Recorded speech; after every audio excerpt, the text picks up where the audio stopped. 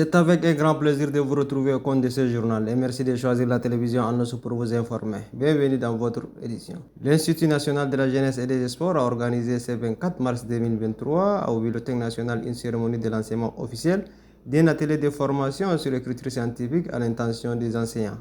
Suivez le reportage de Omar Ita. L'objectif de cet atelier est de renforcer la capacité des enseignants permanents et vacataires de l'Institut national de la jeunesse et des sports sur l'écriture scientifique. Cette cérémonie a vu la présence des représentants du ministre de la jeunesse, des sports, des loisirs et du leadership entrepreneurial, du directeur de l'Institut national de la jeunesse et des sports ainsi que d'autres invités venus pour la circonstance. Dans son mot de bienvenue, le directeur de l'Institut national de la jeunesse et des sports, Mbaino Diel Diantoloum, a indiqué les missions principales de cet institut. À cet effet, l'INJS bénéficie d'une double tutelle, dont la tutelle administrative assurée par le ministère de la jeunesse, des sports, des loisirs et du leadership entrepreneurial, et celle académique est tenue par le ministère de l'enseignement supérieur, de la recherche scientifique et de l'innovation. L'INJS a pour principale mission d'assurer la formation initiale et continue des cadres de jeunesse, des sports et des loisirs, de développer la recherche en sciences et techniques des activités physiques et sportives, STAPS, en sciences et techniques des activités socio-éducatives, STAS, et en sciences de loisirs, d'assurer la formation de courte durée, diplômante ou non, en matière de jeunesse, des sports et des loisirs, de renforcer les capacités du personnel de jeunesse, des sports et des loisirs, d'entreprendre des recherches appliquées d'intérêt général en vue de promouvoir les sciences et techniques spécifiques pour le développement socio-économique durable et harmonieux de la nation,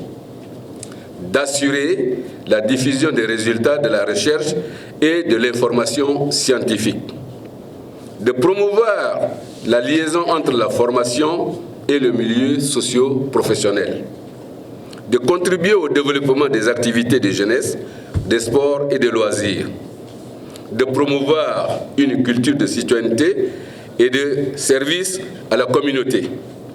Mesdames et messieurs, fort de ce nouveau statut, l'INJS se doit de s'arrimer aux exigences de l'enseignement supérieur en vue d'en épouser les caractéristiques, et ce, en poursuivant le projet d'universitarisation de ces enseignements entamé il y a plus d'une décennie et qui est marqué par la tenue de quelques ateliers dont le plus récent était relatif à l'information et la sensibilisation sur le système licence, master, doctorat.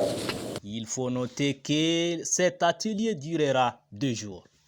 Lançant officiellement la dite formation, la représentante du ministre de la Jeunesse, des Sports, des Loisirs et de Leadership entrepreneurial, Mme Fatimé Boukar-Kossé, souligne l'importance de cette formation.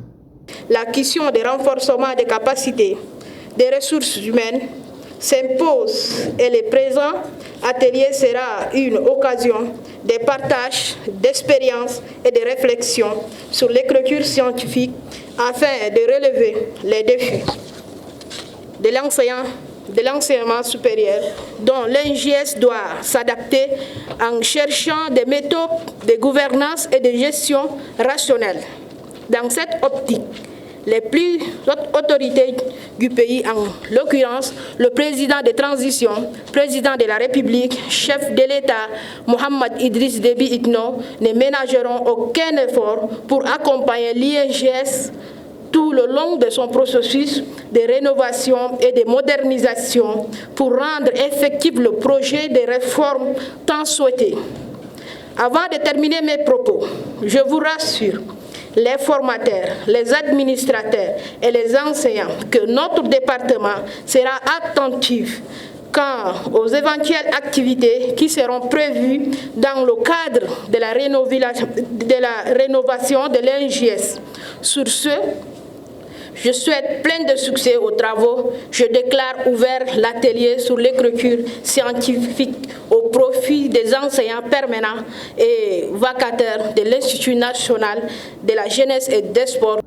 Et puis, l'Office national pour la promotion de l'emploi a organisé une cérémonie de lancement officiel de la campagne de mobilisation du secteur privé pour l'emploi et l'insertion professionnelle des jeunes. Ceci s'est déroulé au Palais des Arts et de la Culture. Suivez une fois de plus de reportage Oumar Mamadida. L'objectif de cette campagne est de changer de paradigme et inverser la tendance qui fait de la fonction publique le premier pourvoyeur de l'emploi au Tchad. Cette cérémonie a vu la présence du représentant du ministre de la fonction publique et de la concertation sociale, du président du conseil d'administration de l'Office national pour la promotion de l'emploi et du directeur général de l'ONAP ainsi que les invités de marque venus pour la circonstance. Dans son mot de bienvenue, le représentant de la maire de la ville de N'Djamena, Hissène Moussa, dans son discours, a salué les initiatives et dit que cet acte est le premier du genre. Prenant la parole, le directeur général de l'Office national pour la promotion de l'emploi, Sadik Brahim Diko, a salué la présence de tous avant de souligner l'importance de cette campagne. J'engage avec vous aujourd'hui un pas décisif dans le cadre de la promotion de l'emploi et de l'insertion professionnelle des jeunes au Tchad.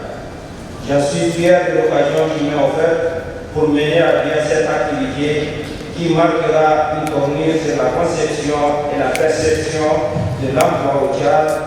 L'honneur est pour moi de vous voir aussi nombreux à répondre à notre invitation. Une invitation qui consiste à changer le paradigme et inverser la tendance qui fait de la fonction publique le premier pourvoyeur de l'emploi au Tchad. Tel est le thème principal de cette campagne de mobilisation du secteur privé pour la promotion de l'emploi et de l'insertion professionnelle des jeunes.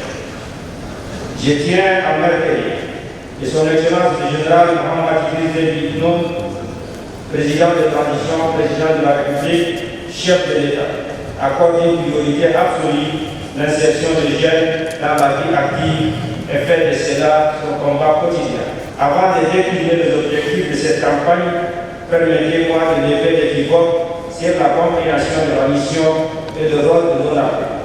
Malgré les sensibilisations effectuées par nos services, l'essence même de la mission de l'ONAP n'est pas comprise de tout.